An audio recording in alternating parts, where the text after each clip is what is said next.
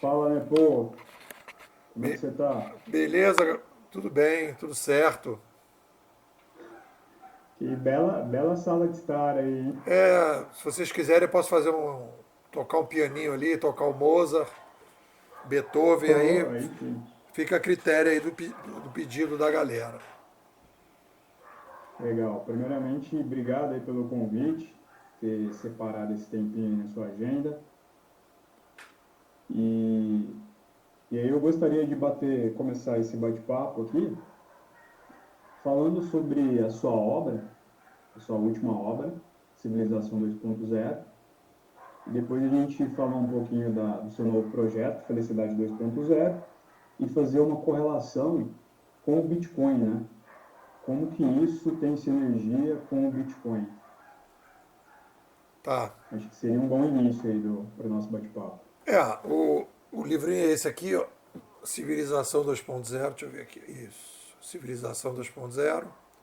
Por que estamos sendo obrigados a imitar as formigas? Esse livro deu um trabalhinho, né? Foram 17 anos de análise do digital para chegar numa síntese que é esse livro. E a síntese desse livro é uma nova forma de pensar a história humana. Né? A gente tem 3 ciclos na macrohistória e partindo aí da escola canadense, né, que estuda as revoluções de mídia, então a gente entende que as mídias são as referências para a chegada de novas civilizações. Quando chega uma nova mídia, a gente introduz na sociedade uma nova civilização. E aí nós temos um ciclo que é recorrente. A gente chega a uma nova mídia, essa nova mídia, no momento que ela chega, ela permite um novo modelo de comunicação, e aí a gente vive uma renascença, e a renascença permite criar um novo modelo de cooperação. E o modelo de cooperação mais sofisticado permite que a gente aumente a população.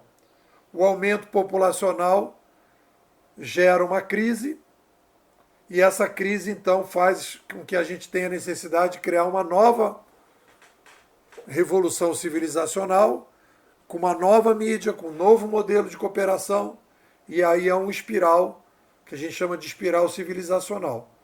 Então a gente está vivendo hoje a saída de uma crise civilizacional, das mídias centralizadas, do aumento populacional dos últimos 200 anos, que a gente saltou de 1 para 8 bilhões, e a gente está entrando na renascença, em que a gente vai criar uma sociedade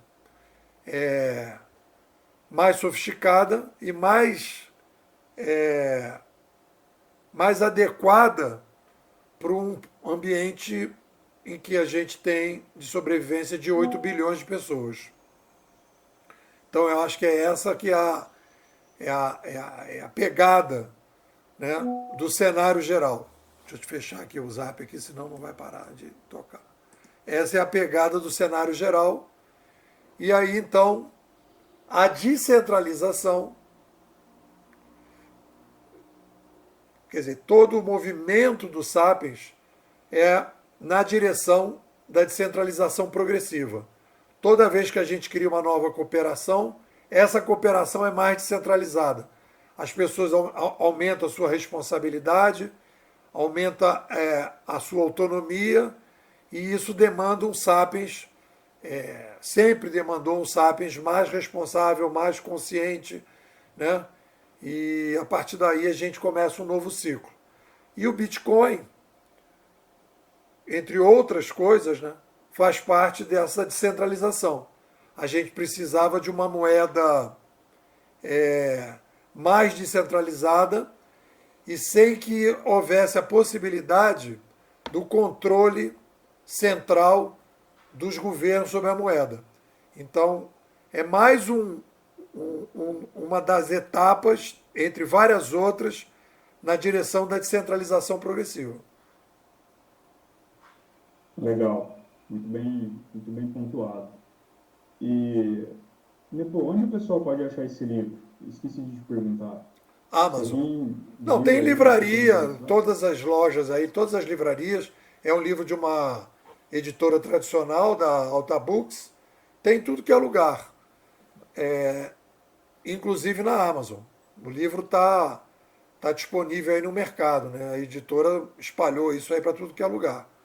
Então, tem na Amazon, no Kindle, e nas livrarias, na Magalu, na loja americana, tem tudo que é lugar. Civilização 2.0. Legal, legal. E aí a gente também, na Amazon, a gente encontraria a versão Kindle, né? Tem também. Legal. Bom, legal. Pelo que eu entendi, o cerne do livro é que o ser humano é uma tecnoespécie. Então, assim, ele cria tecnologias para poder viver melhor, para sobreviver, né? E o Bitcoin nada mais é do que uma evolução da nossa própria espécie. No quesito específico da moeda. Porque sempre vai haver a necessidade de ter uma tecnologia de troca. A moeda é uma tecnologia de troca. Nada além disso, é uma tecnologia. Papel é uma tecnologia, moeda, centavos, aquela que a gente bota no bolso, é tecnologia. Então é uma tecnologia que permite a troca.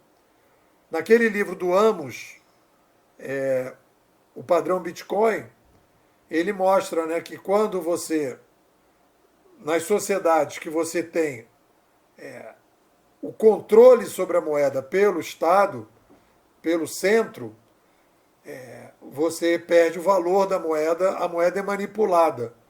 E aí você tem uma série de problemas. Então, uma das características da gente viver numa sociedade mais descentralizada, mais adequada para uma população, é você ter moedas mais fortes. Ele fala em moeda forte, moeda fraca. Moeda fraca é aquela manipulada. Moeda forte é que não é manipulada. Então, quando o Estado manipula a moeda, a sociedade começa a ter problema, e ele inclusive fala, né, até no impacto do pensamento de curto e de longo prazo. Moedas manipuladas com inflação, as pessoas pensam mais no curto prazo porque ficam o tempo todo preocupados em não perder o valor da tecnologia, né? Porque a moeda é uma tecnologia. Se você coloca no mercado mais xícaras, a xícara tende a perder o valor. Na hora que a laranja, né? A laranja Bahia, que eu costumo comer, quando chega na época da laranja Bahia, tem mais laranja no mercado, cai o preço. Quando você tem menos laranja, o preço sobe. Então, a variação dos preços. Então, quando você vai colocando dinheiro, vai botando dinheiro no mercado para resolver problemas do governo, porque o governo está sem dinheiro, ele vai imprimindo moeda, a moeda vai perdendo valor e as coisas vão subindo. Então, com R$ 50, eu comprava 10 laranjas, com os mesmos R$ 50 eu não consigo mais comprar 10 laranjas. Existe a variação do preço da laranja e a variação do preço da moeda, que é uma tecnologia também. Ela está no meio da coisa. Então, o Bitcoin, a vantagem do Bitcoin é que ela tem regras, o Bitcoin tem regras, né, as moedas digitais, digamos assim, né, elas têm regras, têm formas de variação, mas não tem manipulação. Então, é uma moeda mais forte, porque não tem manipulação. É interessante esse ponto de vista. E, aliás, é o ponto central do livro, né? Padrão Bitcoin. Isso. E a moeda em si, depois que o próprio livro fala disso, né? Ele não diz exatamente essa palavra, mas a moeda em si é uma tecnologia, né? Que surgiu para escalar as transações. Que antes disso a gente precisava de fazer escambos, né? Depois Troca veio o frango, minérios, troca o etc. frango pelo leitão, aí, mas o meu leitão, não sei o que e tal, vai ficar complicado. Aí você transforma o leitão e o frango em moeda, e aí então você tem 10 e 10. Aí fica mais fácil. Então na caminhada do ser humano surgiu uma tecnologia que é o dinheiro, que é uma tecnologia de troca. Mas o dinheiro é uma tecnologia, ela é um produto que se você manipular esse produto, você tem inflação ou não tem inflação, porque você compra moeda, né? Você trabalha com moeda. Então, o que ele diz é isso. Então,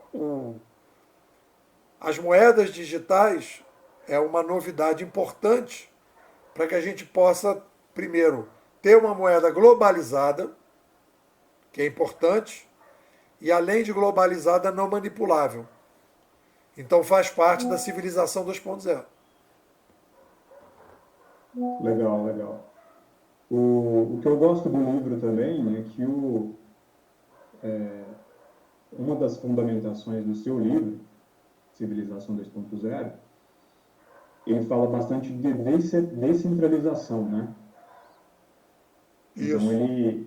você pega alguns fatores históricos ali, da macrohistória, e vai correlacionando para a gente poder compreender. E uma das analogias que você faz é por que hoje, no quesito descentralização, a gente está imitando as formigas na perspectiva da administração. Gostaria que você explicasse um pouquinho melhor para a gente entender bem o que é isso. A descentralização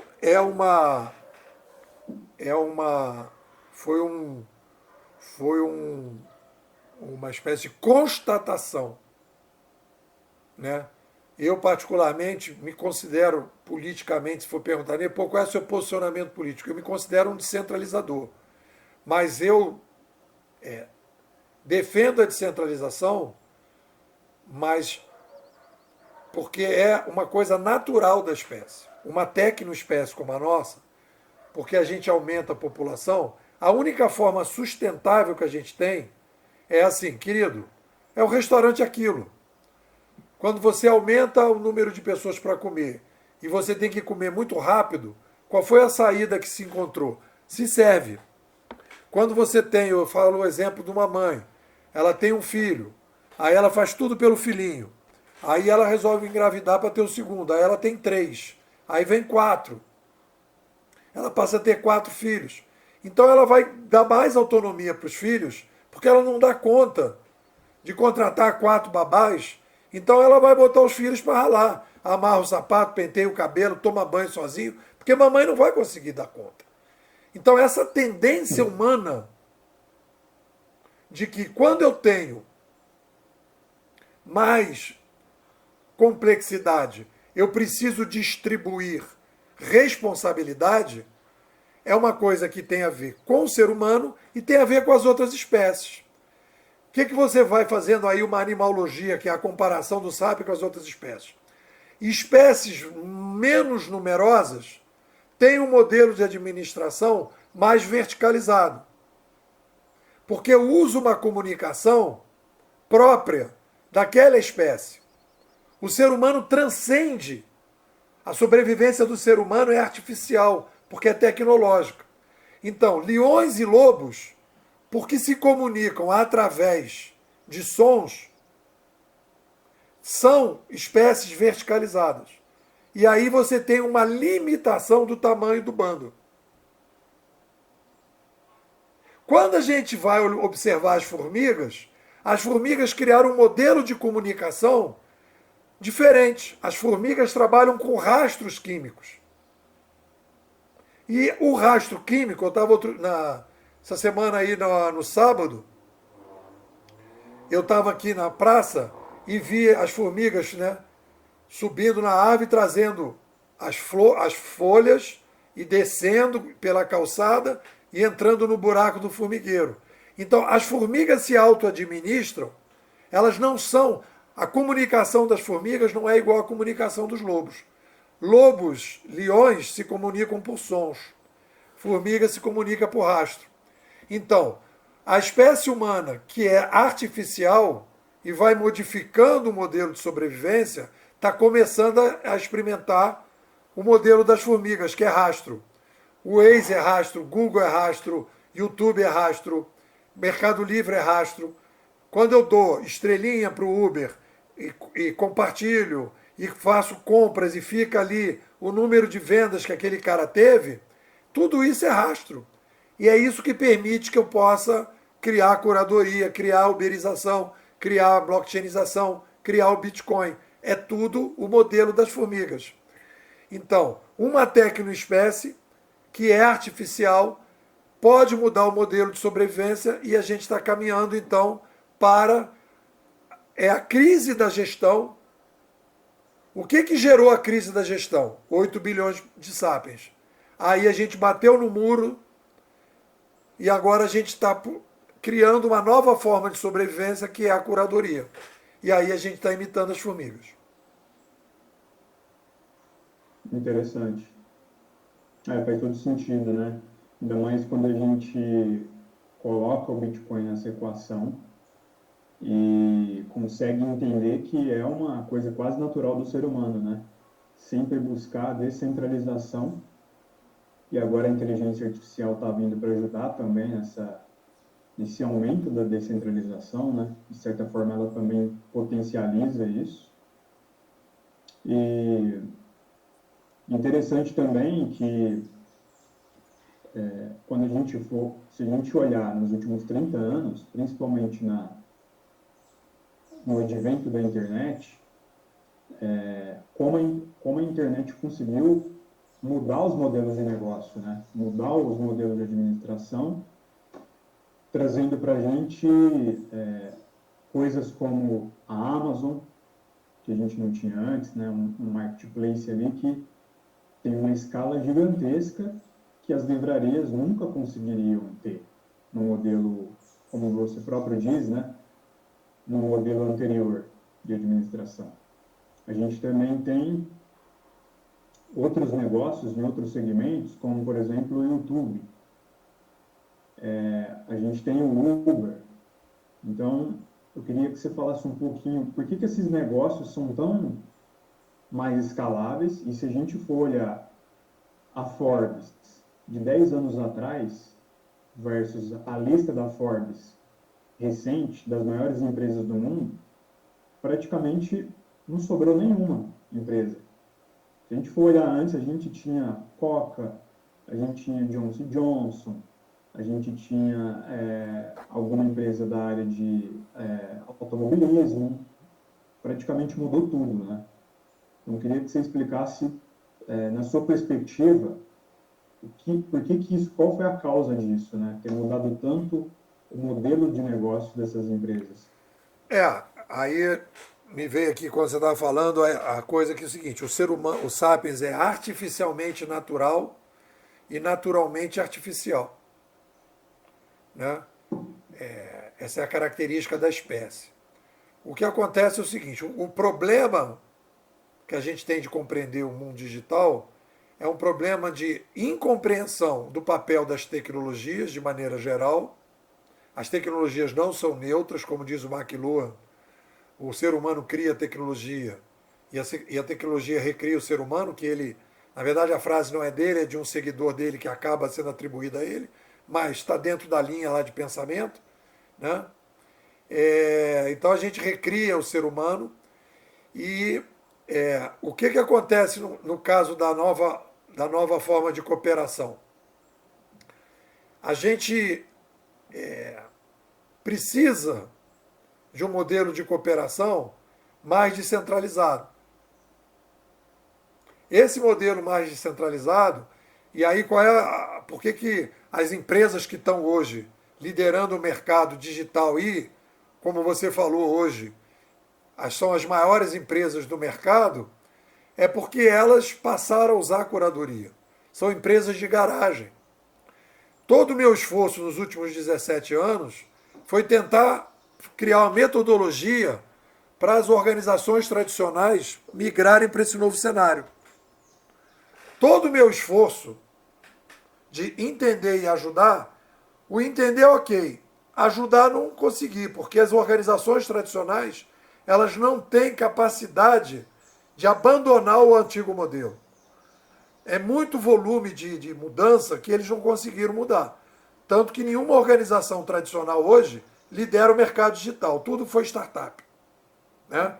Então é uma característica de uma mudança tão rápida e abrupta. Por quê? Porque as teorias administrativas estão erradas. A ciência da administração está em crise. Porque a administração é filha da mídia. Quando você muda a mídia, você muda o modelo de cooperação. E a cooperação é o que você está chamando de administração. Então, como é uma mudança que acontece muito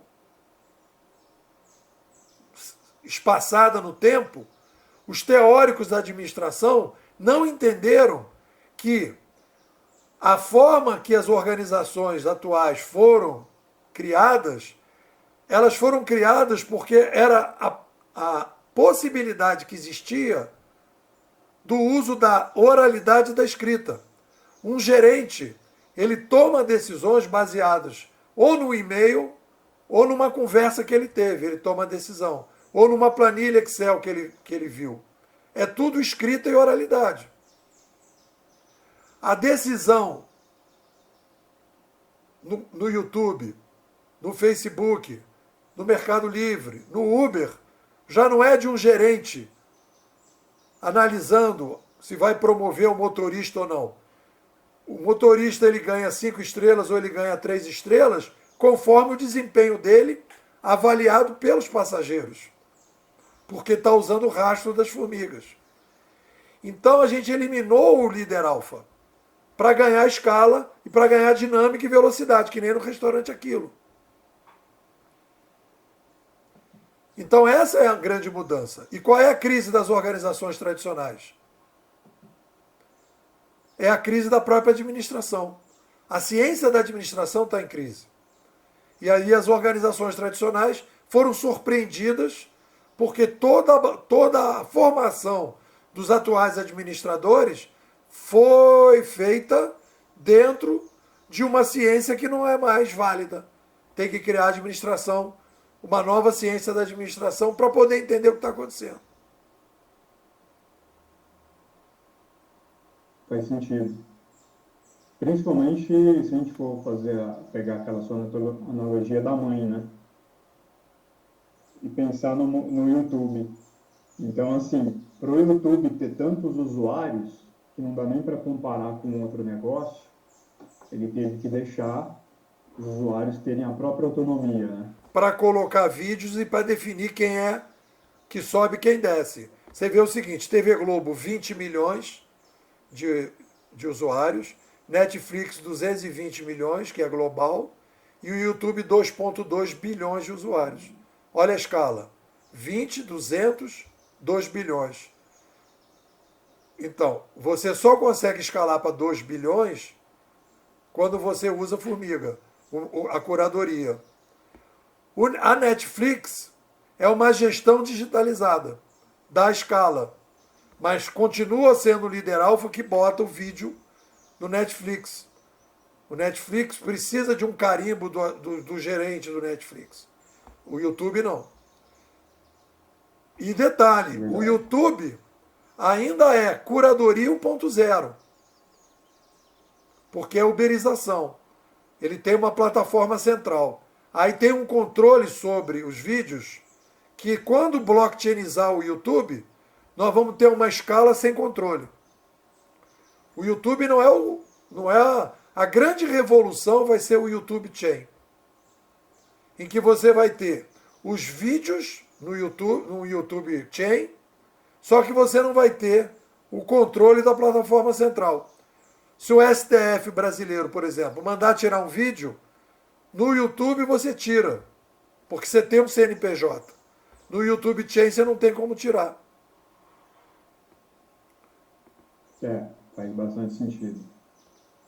E esse seria, na sua visão, o cenário futuro. Porque hoje, o que a gente tem de sucesso quando a gente fala blockchain? A gente tem a blockchain do Bitcoin, que veio para resolver o problema da centralização dos bancos centrais, né? Que, como você bem disse, segundo o Safdie, do livro Padrão Bitcoin, tinha um certo abuso de controle, né, fiscalização e impressão de dinheiro, e praticamente esse era a causa do problema que a gente tinha no dinheiro do mundo todo. Então o Bitcoin ele veio para resolver esse problema, e o que eu estou entendendo é que vai ter os Bitcoins para outras categorias, para outros setores da vida do ser humano, né? Então, entretenimento, a gente pode ser que surja uma YouTube Chain, como você disse. A gente pode e você vê também isso em outras categorias, Olha outros só, setores da... primeiro assim, eu prefiro, em vez de chamar de Bitcoin, eu prefiro chamar de moeda descentralizada. Porque o Bitcoin é uma das moedas. Né?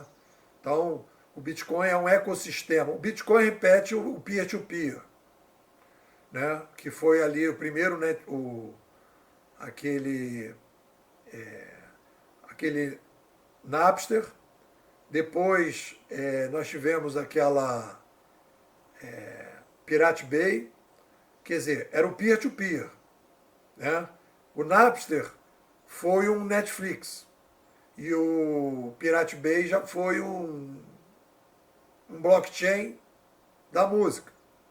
Então, a tendência é a gente caminhar as plataformas centralizadas que cumpriram um papel importante, elas começam a entrar em crise porque elas vão centralizando, aí começa o controle, ela começa a esbarrar na descentralização, as pessoas não querem, não aceitam que determinado vídeo seja censurado, e as pessoas que botam vídeo, por exemplo, no YouTube, se você botar um vídeo no YouTube, eu já tenho, já ganhei dinheiro com o YouTube, se você botar um vídeo e disser que aceita anúncio, você só começa a ganhar dinheiro depois do milésimo view. Até o milésimo view fica tudo para o YouTube. Você não ganha nada. As pessoas não querem isso. Entendeu? No Uber, o Uber fica com 25% da corrida. As pessoas, quando tiver um YouTube, um Uber Chain, e o cara disser, meu irmão, aqui no meu Uber Chain, você vai pagar 4%, o cara vai preferir do que pagar 25%. Entendeu? Porque você não precisa... Isso tem a ver com a espiral que você disse. O espiral. Então, a tendência da espécie humana é ir para a descentralização. Óbvio que a descentralização ela é progressiva, e quando tiver uma coisa consistente dentro do ecossistema, isso vai performar melhor do que as plataformas. E aí então as pessoas vão migrar para lá. Entendeu? Quando as pessoas falam que o futuro é metaverso, que a gente vai centralizar, que a gente está indo para Matrix, que a gente vai viver aquele... Cara, não é assim que a história mostra. A história mostra a descentralização, a renascença, com, obviamente, novos problemas, mas a gente está vivendo hoje o fim de um grande ciclo que a gente passou, né, de crise. E a gente agora está conseguindo sair da crise, com ferramentas para melhorar a qualidade de vida das pessoas. Então a gente está entrando num ciclo muito bom para o ser humano. Nossa, isso faz total sentido, porque se a gente for, vamos pegar ali redes sociais, né? Com o surgimento da internet, veio essas novas mídias sociais, né? Com alta capacidade de interação, Facebook, Twitter, YouTube, né? Não deixa de ser uma rede social, Instagram. E lá no início, eles davam bastante autonomia, né? Quando eles eram pequenos ainda. E aí, com o passar do tempo, eles ficaram muito grandes, muito ricos. Está vindo uma centralização muito forte em todos os aspectos. Por exemplo, às vezes eles não gostam de alguma coisa que você posta ou da forma que você posta. Eles conseguem derrubar seu vídeo. Isso eu estou dando exemplos para mostrar que, primeiro, surge uma tecnologia que vem quebrando os intermediários, né? E vem centralizando. Depois, quando ela ganha poder, ela vai centralizando. YouTube, como você bem disse, né? Ele derruba vídeo, dependendo do que você... E a própria curadoria que derruba, né? Ele coloca lá, se alguém postar vídeo com esse conteúdo, essa palavra, derruba. Ou não exibe. E isso está gerando uma crise. E aí estão começando a já discutir, a gente precisa descentralizar de alguma forma para depender menos dessas empresas. E aí tem algumas pessoas que sugerem, recomendam, não, cria sua própria plataforma de vídeo. Ah, cria sua própria plataforma de curso. Então, as pessoas já estão pensando em como resolver essa crise. Como que você vê essa crise de Eu acho assim, centralização a crise. dessas big techs? A crise, assim, eu acho que criar outra plataforma, você vai competir no mesmo padrão. E aí você não tem bala na agulha para competir com empresas, entendeu? Que tem um nível de investimento muito alto. Então a crise das organizações da curadoria 1.0, ela vai competir com a blockchainização, em que você não vai ter mais controle das plataformas. Vai ser mais ou menos parecido com hoje, que é o Bitcoin, as moedas digitais. Você vai definir as regras e aquilo ali ninguém mexe mais. Aquele ecossistema é daquele jeito. Entendeu? E aí não vai ter censura, não vai ter isso. Sabe? Eu diria que essa vai ser a grande. Né? A gente está vivendo ciclos revolucionários, digamos assim. Então, assim, esse ciclo revolucionário da blockchainização saindo da economia, entrando em todas as áreas, vai ser assim o descontrole total que a gente tem hoje, que continua tendo, né? É um processo longo. Talvez a gente assista um pedaço dele, mas não todo. Mas eu diria, se o motor da história que a gente percebeu fizer, for validado, a blockchainização é a grande tendência, é a grande novidade que a gente vai ter, né? A blockchainização.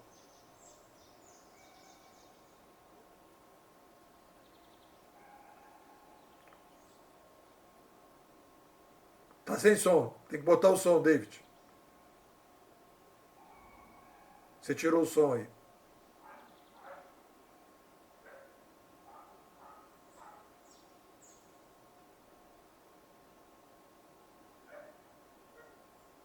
Eu acho que ali embaixo você botou silenciar. Tem um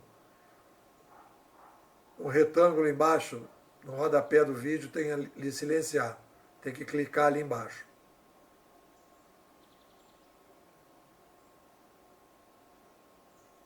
Já até aproveito que a gente pode emendar depois o papo sobre felicidade, né? Que é o primeiro bloco que a gente teve foi discutir civilização 2.0, e o segundo bloco que a gente está começando a trabalhar a partir desse ano, né?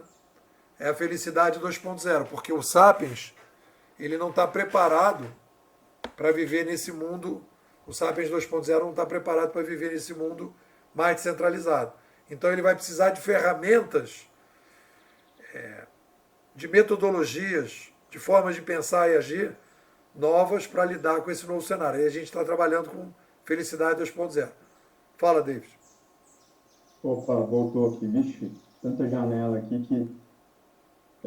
só para fechar aqui esse tema e a gente entrar na Felicidade 2.0, e isso bate muito com um livro que eu acabei de ler, que é de um americano chamado George Gilder.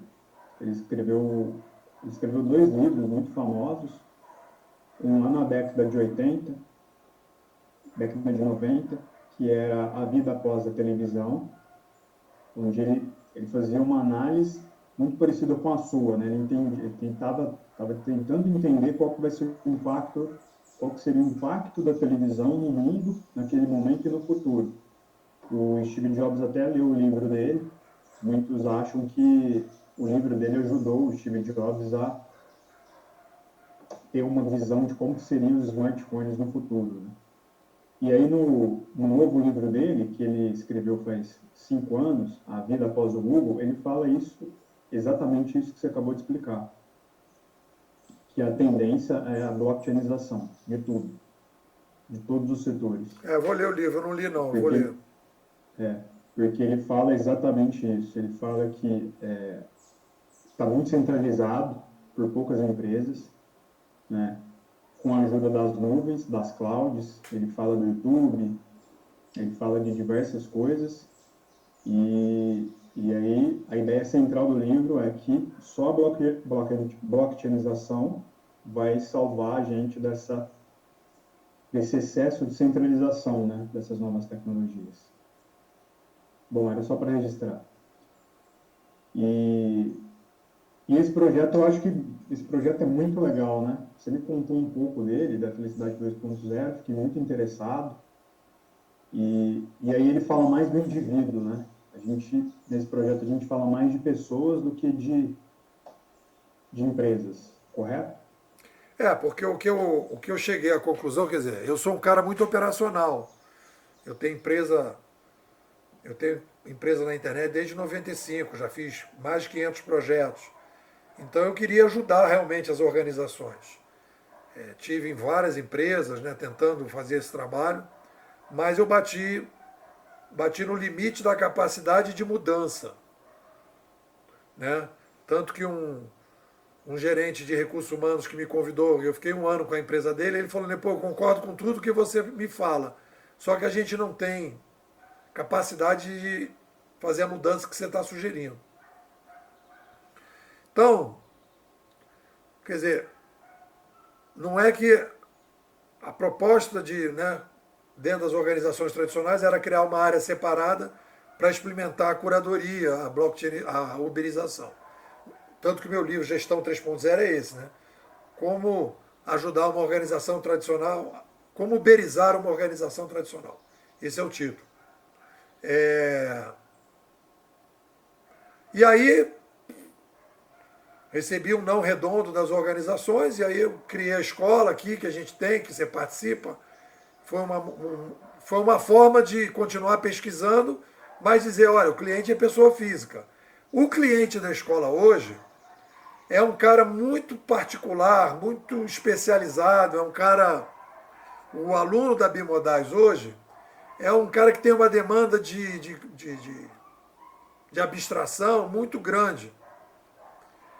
E agora a gente está abrindo uma nova etapa com Felicidade 2.0, que é o seguinte, bom, agora a gente está com essa análise de cenário, dizendo o seguinte, como é que o Sapiens 2.0 pode ser mais feliz nesse mundo caótico que a gente está entrando? Então eu estou escrevendo um novo livro que eu vou publicar, vou imprimir, que ele deve ir para a Amazon antes disso, né? O e-book, mas eu vou imprimir em setembro, quando a gente vai ter um encontro presencial aqui em Teresópolis, dos alunos, e essa pesquisa que vai se consolidar, a pesquisa é mais ampla, o livro digamos assim, a tangibilidade da pesquisa. Então a gente vai criar, né, uma forma de pensar e agir para viver nesse novo cenário. Então a gente vai ter nesse livro, eu já estou reestruturando ele, um primeiro bloco, que é o Sapiens 2.0. O que é o Sapiens 2.0? Por que a gente pode dizer que o Sapiens agora vai ser outro Sapiens? E aí explicar, baseado na pesquisa, né, do mundo digital que a gente tem a esse período, e aí entrar nas sugestões de mudança. E aí a gente tem, por enquanto, né, hoje, no dia início de dezembro, a gente tem 7 encruzilhadas que a pessoa vai ter que passar e escolher entre duas estradas, sempre uma estrada específica. Aí a gente diz, olha, você vai ter essa encruzilhada, a gente sugere que você escolha essa estrada. Você vai ter essa encruzilhada, a gente sugere que você escolha essa estrada. Você vai ter essas encruzilhadas a pessoa já tem. Ela pode conscientemente ou não, ela já fez escolhas. O que a gente vai é tornar consciente essa encruzilhada e sugerir em cada uma dessas encruzilhadas uma determinada estrada, que a gente está chamando de projeto de felicidade bimodal, em que, na nossa visão, se ela escolher tornar consciente as 7 encruzilhadas e escolher nessas 7 encruzilhadas uma estrada e começar a atuar naquela estrada, a gente acha que ele vai aumentar a taxa de felicidade nesse novo cenário. Muito legal, hein? É, o, e o, então, assim, e qual seria o público para esse... Quem poderia utilizar, quem poderia se aproveitar? Porque, pelo que eu entendi, é uma metodologia, né? Se a gente for falar grosso modo. É o pessoal mais inquieto. O público é um cara mais inquieto. O cara diz assim, cara, minha vida tá boa, deixa do jeito que tá, beleza. Mas se o cara tá mais inquieto, ele vê que, pô, ele não tá legal. Por exemplo, pessoas que eu estou trabalhando na mentoria. O cara é inquieto, está trabalhando num lugar, aí ele fala, cara, eu não tô legal, quero desafio. Aí ele pega a opção de desafio que não tem nada a ver com ele. Em vez da taxa de felicidade subir, ela caiu. Ou seja, não basta dizer, eu estou inquieto, quero mais desafio. Tem que saber qual é o desafio que ele vai querer. Tá Isso é entendendo? verdade. Então ele tem que saber que desafio. Então ele tem que passar por uma espécie assim de... Ele está numa banheira de piche, ele precisa ir para uma casa de banho especializada em limpar piche, que é o que a gente está oferecendo. Aí a gente vai tirando o piche para que ele possa ir desenvolvendo uma vida mais compatível com esse novo cenário. Então é uma preparação que eu tiro o cara do mundo 1.0, levo para uma casa de banho e ele sai um Sapiens 2.0 mais bem preparado para ser feliz nesse novo mundo. Essa é que é a ideia. Então, muita gente, eu acho que é um público grande. Isso é É novo, legal. isso está começando agora. É, e não deve ser fácil limpar piche, né? Eu faço a escolha do piche, porque o piche é diferente de o cara se embolou na lama. A característica do piche é que ele fica muito grudado. Então os paradigmas estão muito grudados. Pior, estão invisíveis, estão naturalizados. Mas para que ele diga, eu quero tirar o piche, ele tem que dar um primeiro passo, ele tem que dizer, cara, eu não estou satisfeito com a minha vida que eu estou levando, eu quero conseguir viver melhor nesse novo cenário. Como é que eu faço isso? Aí a experiência que eu tenho aqui, né, eu trabalho com digital há 40 anos, 17 anos fazendo palestra e curso, 4 livros publicados, e agora eu estou me dedicando à inovação pessoal, hoje eu sou um especialista, estou me especializando em felicidade 2.0. Esse exemplo que você deu, pela a minha rede de contatos aqui, é o que eu mais vejo. A pessoa, ela é inquieta, mas por algum motivo ela acha que tem que fazer várias coisas ao mesmo tempo. E essas pessoas eu vejo que, na maioria das vezes, ficam frustradas. Então, ali, achando que estão sendo muito produtivos, né? Então você imagina, a gente pode dar um curso, quer dizer, a ideia que a gente está querendo, né, é trabalhar num curso. As pessoas que vêm para esse curso,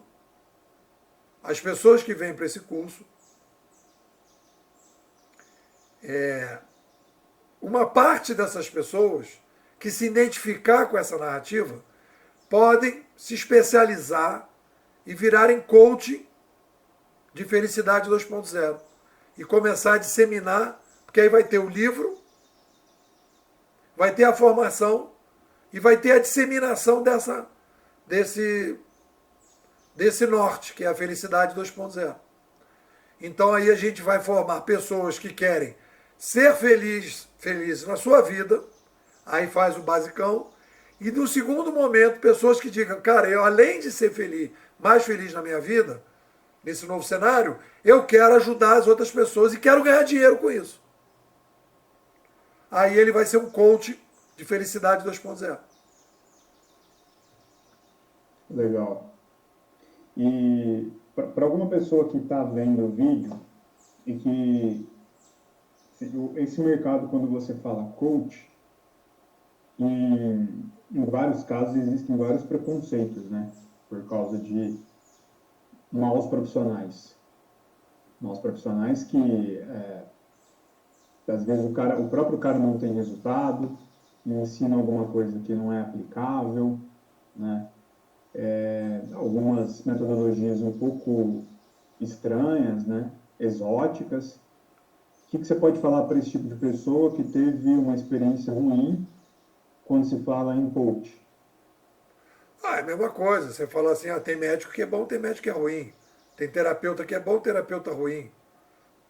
Acupunturista bom, acupunturista ruim. O que a gente quer primeiro, a escola bimodal, ela tem um lema, que é muito forte, que já está dentro da procura dessa felicidade 2.0. Eu tenho uma vida minimalista para poder continuar desenvolvendo a minha pesquisa sem precisar me render a determinadas facilidades que o mercado me oferece para ganhar dinheiro e fama mais rápido. Eu fujo disso. Então a gente tem uma consistência que esta visão, essa atitude minimalista, por exemplo, permite. Eu vivo numa cidade pequena, tenho uma vida super humilde, né? Para que eu possa desenvolver a minha pesquisa sem que eu precise, então eu vou fazer joguinho para aparecer, eu vou criar aqui um texto para o Google dizer que eu sou bom e tal, eu vou querer fazer aqui um livro para ganhar um concurso. Não tem nada disso. Então tem uma consistência forte, né? E que quando a pessoa botar para rodar, e eu vejo isso nas minhas mentorias, quando a pessoa começa a botar, eu vejo isso na minha vida pessoal, o quanto eu, colocando para rodar esta metodologia que a gente está desenvolvendo, quanto eu melhorei de vida. O quanto eu, hoje, diria que eu tenho uma taxa de felicidade muito maior do que eu tinha antes. Entendeu? Eu sou muito mais tranquilo, muito mais motivado, muito mais criativo e muito mais resiliente do que eu fui no passado. Então funciona. Funciona. Agora, a gente agora vai escalar isso, né? E eu finalmente tenho um produto escalável. Mas eu não vou escalar fazendo jogo. Eu vou pegar essa ideia, por exemplo, dos minimalistas, que disseminam a ideia do minimalismo, e a gente vai disseminar a ideia da felicidade 2.0. Sem perder, sem fazer joguinho. Né? Sem fazer joguinho. Sem se render. Sem se render, porque há demanda no mercado para isso. E não é a demanda, como eu tive no passado de problema, de organizações tradicionais. O cliente é pessoa física. E pessoa física tem um mundo. Pessoas insatisfeitas que não conseguem se localizar nesse mundo digital, meu irmão, se você gritar na rodoviária, já tem fila. Perguntar, levanta o braço, quem está insatisfeito e não está conseguindo ser feliz nesse novo cenário. Cara, muita gente vai levantar o braço. Aí a gente vai aperfeiçoar. Claro, claro. E o mais interessante é que você aplicou esse remédio em você mesmo, né? Aí nesse caso, eu poderia ser um cara na civilização 2.0 E eu era um cara da civilização 2.0 meio infantilizado em vários aspectos.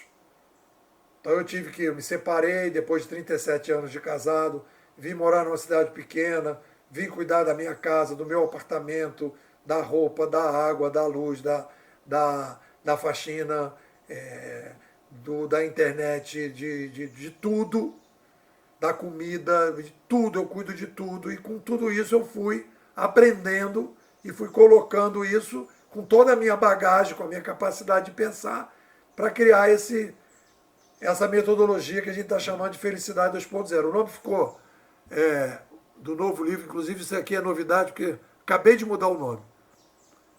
Pelo menos é o nome até agora, né? No início de dezembro. Esse aqui, ó. Felicidade 2.0. Como viver melhor em um mundo muito mais descentralizado, dinâmico e inovador. Esse é o nome. Aí Legal. tem as 7 Legal. encruzilhadas. Oi? A gente pode fechar o nosso papo falando das 7 encruzilhadas. Eu ia te perguntar isso, né? Para você dar uma pincelada Fiz aqui nas 7 encruzilhadas. uma tabela bem simples para falar das 7 encruzilhadas. Então vamos lá. Só o lema, né? O lema. Primeira encruzilhada. Conheça e use a sua mente secundária, que é a mente que consegue fazer a revisão da mente primária. A gente geralmente trabalha muito mais com a mente primária que com a secundária. Segunda encruzilhada. A morte é certa. Não ignore isso. Crie um projeto estratégico enquanto você está por aqui. Terceira. Gerencie os seus traumas antes que eles te dominem. Todos os sapiens são traumatizados. Passe da vitimização para a adultização. Quarta, felicidade não cai do céu, é construída. Felicidade não é chuva, é chuveiro. Precisa ser desenvolvida e regulada cotidianamente. Quinta, descubra e coloque na sua vida, as atividades que te levem para o estado de fluxo, em que você sobe para o tapetinho do Aladim. Descubra e coloque para rodar as atividades que os seus cachorrinhos internos balançam o rabo. Sexta, escolha as atitudes adequadas no seu dia a dia. São a base para que você possa desenvolver o projeto de felicidade. Aí tem várias, que é o aprendismo, minimalismo, foquismo, focar, né? E aí tem pratique a justiça, organização, disciplina, aí tem várias coisas aqui. E a sétima, escolha as melhores métricas para medir se você está aumentando ou reduzindo sua taxa de felicidade. Que aí é basicamente, você está mais tranquilo, mais criativo, mais motivado e mais resiliente? Se você está aumentando isso, você está indo bem. Se você está reduzindo isso, você está indo mal. Quer dizer, rapidamente, a gente tem aqui a base, né, do projeto Felicidade 2.0. O que tu acha, David? Essa é nova, nem você conhecia. Legal. E uma pergunta aqui, uma dúvida, né, que várias pessoas podem ter. Se eu quiser começar esse projeto de Felicidade 2.0, eu trabalho essas encruzilhadas, que são 7, sequencial, eu preciso trabalhar a número 1, a número 2, ou é tudo simultâneo? Não, eu acho que tem que vir de cima para baixo. Né? Então, no livro, a primeira parte é entender o cenário geral. Se a pessoa não entende que a gente está criando o Sapiens 2.0, ela não vai entender por que precisa de Felicidade 2.0. Então, eu diria assim, a encruzilhada 0 é entender o cenário. Essa é a encruzilhada 0. Entendeu o cenário, concorda com ele, a gente está indo para uma nova civilização? Beleza. Aí eu diria que as 3 primeiras encruzilhadas elas podem ser misturadas. Vamos falar de mente secundária, vamos falar de morte, e vamos falar de que a felicidade não é uma chuva, pode, ali pode misturar. Mas isso aí, digamos assim, é a essenciologia da visão. Aí depois a gente entra para a particularização dele. Meu irmão, aonde que está o teu estado de fluxo? Quando é que você esquece da vida? Ah, então vamos lá, vamos ver onde é que você esquece da vida. Aí agora vamos ver as atitudes que você tem que ter. Não adianta você. Eu estava até hoje, né? Eu não sabia, né? O Santos Dumont se suicidou. Então ele teve. Você lê na autobiografia dele, você percebe no Santos Dumont uma paixão significativa, que é a paixão por querer sair do céu, da terra, né? Subir da terra. Criar tecnologias para subir da terra. Essa era a paixão dele. Mas me parece que ele não teve atitudes que dessem uma base para ele não se suicidar no final. Então ele, de alguma forma, ele não se relacionou bem, não criou uma rede de contato, né? Ele não teve uma base. E aí então ele, talvez, né, supondo aqui, né, no momento que ele parou de ser o inventor, ele, ele entrou em depressão. Então, quer dizer, você não pode ter essa paixão significativa, ela tem que ter uma base para você não surtar depois, tá entendendo? Então tem que ter um equilíbrio aí, né?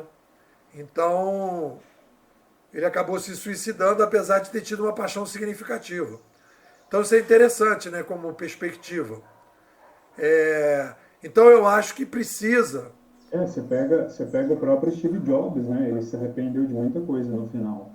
Por mais que ele realizou muita coisa, quando ele estava ali prestes a morrer, ele se arrependeu de muita coisa que ele fez com a própria família dele, né? Então essa autobiografia, né, quer dizer, esse equilíbrio da tranquilidade, quando a gente fala da métrica da tranquilidade, né, você não pode também viajar na maionese, entendeu? E dizer, ah, mas eu quero isso. Não, meu irmão, foca, e aí vem a questão do foco.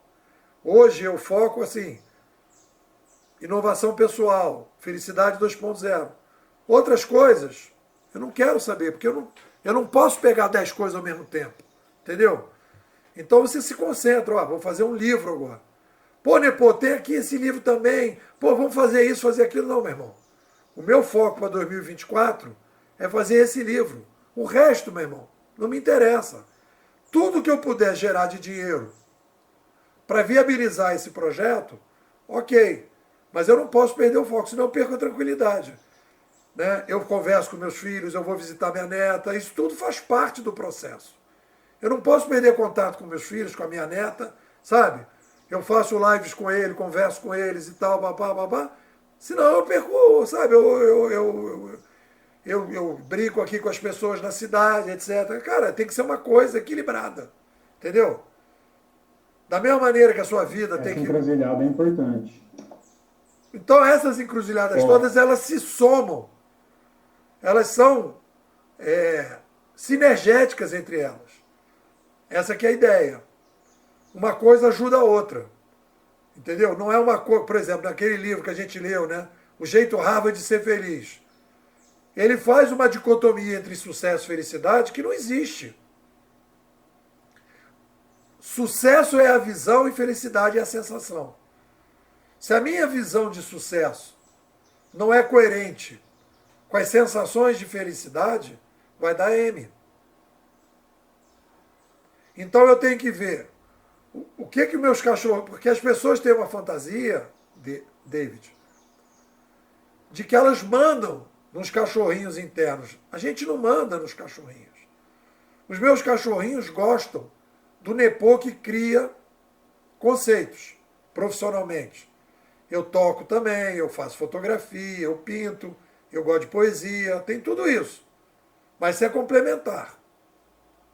O meu cachorrinho principal, criativo, principalmente, é desenvolver conceito. Eles balançam o rabinho. Então aquilo ali me ajuda a me motivar, etc. Papá, e as outras coisas vêm naturalmente, entendeu? Legal, os cachorrinhos são.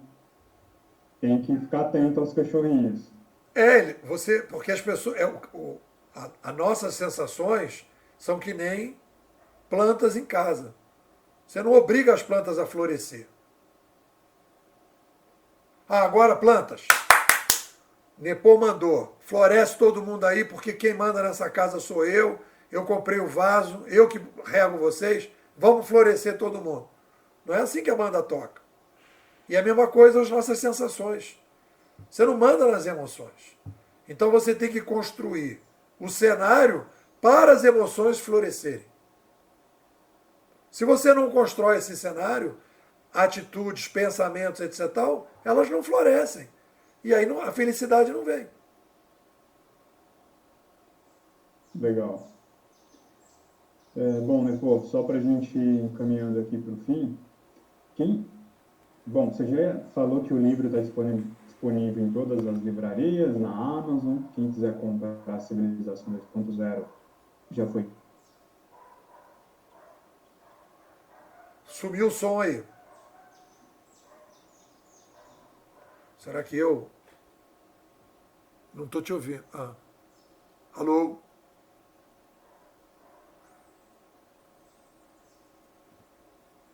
Opa, Oi, e agora, está me ouvindo? tô. Acho que foi uma instabilidade aqui. É. Eu estava falando o seguinte, você já disse que onde todo mundo pode encontrar o livro Civilização 2.0. Você já também disse que o próximo livro vai ficar pronto em setembro, Felicidade 2.0, setembro do ano que vem, né? Isso. Um projeto aí de longo prazo.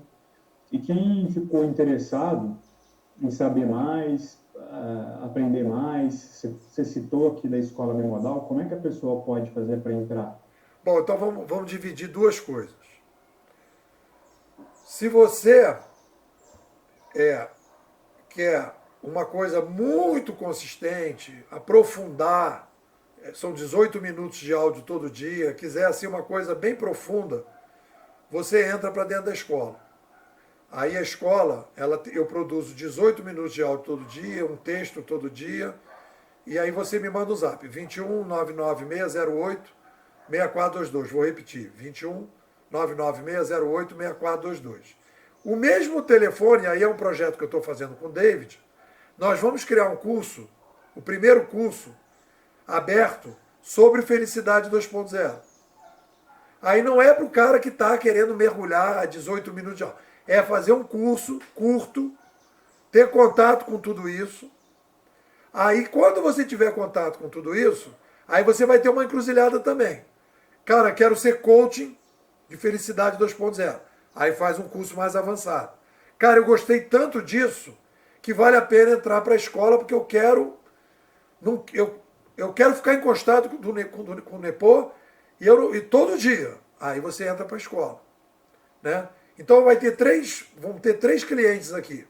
O cliente que quer todo dia, o cliente que quer dar um upgrade na sua felicidade e dali caminhar sozinho, e o cliente que quer dar um upgrade na sua felicidade, que pode querer se aprofundar, isso também pode ter, né, querer mais, pode até fazer mentoria comigo, ou o cara que quer ser coach. Aí esse cara vai ter uma formação especial, né? Porque ele vai preparar as pessoas para esse novo modelo. Então a gente está estruturando isso. Eu acho que em 2024 a gente vai jogar isso para frente e acho que isso vai ter muita demanda, né? Porque eu acho que a demanda existe muita coisa no mercado que se oferece mais ou menos para isso, mas eu acho que o que é oferecido não é consistente. Da análise geral do que está acontecendo e da metodologia de como se adaptar. E é o que a gente está oferecendo. Não é... Nepô não acordou e falou que ia fazer isso não. São 17 anos. 17 não. 40 anos de digital, 30 de internet e 17 como conceituador e disseminador. Então é muito tempo, é muita estrada para a gente poder oferecer um produto de qualidade. Legal, legal. Ficou bem explicado, né? para cada interesse tem um pacote, né? E, como você bem disse, são anos de musculação, né? Não é algo que você começou ontem, mês passado ou ano passado. É muito estudo, é muito treino. Sempre, Para quem quiser... com Hã? detalhe, David, sempre com a filosofia renegando as facilidades que muita gente entrou. Ah, agora isso está bombando, vamos embora. Ah, isso está bombando, vamos embora. Eu nunca aceitei. Às vezes, algumas coisas que estavam bombando, eu achava que fazia sentido, né? E dizia, não, isso faz sentido. Agora, tem muita coisa que eu passei, né? Tanto ofertas de trabalho, coisa, etc, tal, que eu disse, não, não, não, não, porque eu queria chegar onde eu cheguei. Aí eu vou dar uma de Santos Dumont, né? A minha paixão significativa, a minha missão profissional é levar ao máximo possível a minha capacidade de compreensão do mundo digital e da possibilidade de ajudar as pessoas a lidar melhor com esse novo cenário. Essa é a minha missão, esse é o meu, digamos assim, a minha paixão significativa, que é o que os meus cachorrinhos balançam o rabo. Eu assobio, eu cantarolo, entendeu? Eu estou tranquilo, porque eu estou cumprindo a minha missão. E é isso que eu acho que você tem que procurar fazer também. A pessoa que está assistindo o vídeo. Legal. Faz total sentido. Assim, para quem, se a gente for pegar os profissionais que mais têm performance hoje no mundo, o que tem mais resultado, eu acho que eles se encaixam muito nas 7 encruzilhadas que você desenvolveu. Eles trabalham muito bem isso. Às vezes eles trabalham muito bem algumas encruzilhadas e outras menos, mas eu acho que todos trabalham essas encruzilhadas. E legal. E, bom, né, pô, te agradeço aí pelo Eu que te bate-papo, acho agradeço, que foi bem produtivo. foi um papo ótimo, a gente conseguiu apresentar o geralzão e acho que a gente pode operar, né, com esse vídeo, com esse material, para convidar as pessoas para fazer parte desse projeto, Felicidade 2.0. Seja ele aonde for, na escola de maneira profunda, para melhorar a sua vida. E aí você entrar, né, nesse cenário, ou então virar um coach de Felicidade 2.0. Fechado. Bom, vamos encerrar por aqui e a gente vai marcar um outro bate-papo e aí a gente avisa com antecedência. Beleza? Beleza. Valeu, pessoal. Obrigado a todo mundo. Falou, né, pô? Valeu, obrigado. Eu te agradeço, David. Eu que agradeço.